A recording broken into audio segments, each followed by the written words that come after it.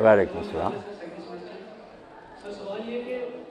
شرک کو ہم کس طرح سے ڈیفائن کر سکتے ہیں، اور کیا اسلام کی تاریخ میں یا کسی حدیث کی کتاب میں نبی کریم صلی اللہ علیہ وسلم کے یہ فکرہ ملتا ہے کہ مجھے میری امت سے شرک کا کوئی ڈر نہیں، کوئی خطر نہیں؟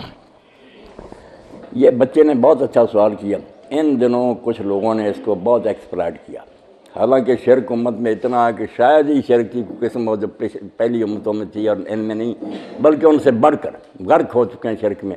مگر اس حدیث سے ناجائز فائدہ اٹھاتے ہیں۔ حضور نے فرمایا مجھے اپنی امت کے بارے میں شرک کا ڈر نہیں، وہ کہتے ہیں حضور نے تو کہہ دیا مجھے ڈر نہیں اس لیے شرک کا، حالانکہ اس حدیث پر لکھتے ہوئے صدیوں پہلے امام ابن حجر رحمۃ اللہ علیہ فتح الباری میں لکھتے ہیں شرک تو واقع ہو گیا 6ویں صدی میں، کہتے ہیں شرک تو بھرا ہوا امت میں۔ مطلب کیا تھا؟ یہ صرف حضور نے صحابہ سے کہا تھا تم تمہارے بارے میں مجھے شرک کا اندیشہ نہیں، دنیا میں پڑھ کر تم ٹھیک ہے لڑو گے مرو گے ایک دوسرے کا قتل کرو گے، مگر تمہارے بارے میں مجھے یہ خطرہ نہیں کہ تم شرک میں پڑو گے۔ شرک نہیں ان میں سے کسی نے کیا۔ باقی جو نا حدیث پاک سنیں آپ نے تو ہماری بدقسمتی کا بیان کیا کہ عرب میں شرک شروع ہو جائے گا، فرمایا اس وقت تک قیامت نہیں آئے گی جب تک قبیلہ دوس جس میں حضرت ابو ہریرہ تھے نا یمن، یہاں کی عورتیں دوبارہ بت جو ذوالخلصہ ہے وہ بن جائے گا،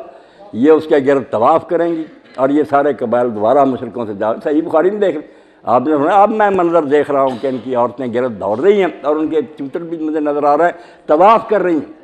عرب کی سرزمین میں بت بن جائیں گے ذوالخلصہ، امت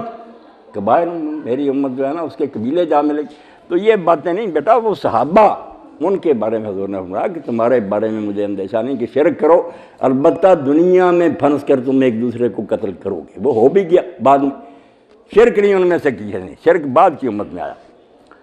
یہ آپ حوالے لے لیں، شرک بتایا آپ نے کس امت میں آئے گا، کیوں نہیں آیا، کون سا شرک ہے جو نہیں کر رہا ہے؟